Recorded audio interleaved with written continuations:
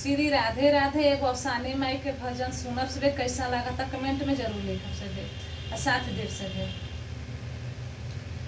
बड़ी दूर से अली अवसानी मैया बिचावा में नदी पड़ बिचावा में नदी पड़ हो अवसानी माई के वटा के बार बार पुकार हो कि परवा उतर दे हाथ हो कि परवा उतर दे हाथानु हो कि केवटा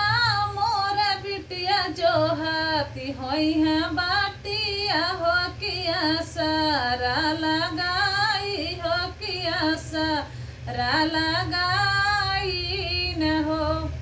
जब तुह के हम उतारब पारावा हो अफसानी माई पारावानु हो अवसानी माई का हो देबू हम के खेवाई हो तपरा वाऊ तारी हो कि पारा वाऊ तारी न हो तुहरा के देव के ओटलामा हर उमीरिया हो किलामा हर उमीरिया नु कि केवटा तुहरे बहुआ वक सोहागावा हो कि तुहा रे धनियवा के सोहागावा नु केवटा तुहरे बहुआ वाके लालन होता बेटवा के नौकरिया हो कि बेटवा के नौकरिया नु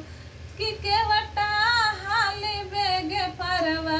देता उतारी हो सखनिया मोर रागोरी हो कि डागा रनिहार नु हो सोनवन के थाली या मंगवानी होत चानैयन के लोटावा होत चानी यन के लोटावानु हो कि मोर सखिया सुतल बलम के जगावानी हो सानी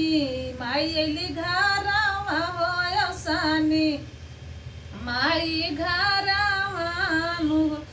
स्वामी हम दूनो धोवल जय चढ़ानिया हो तैयार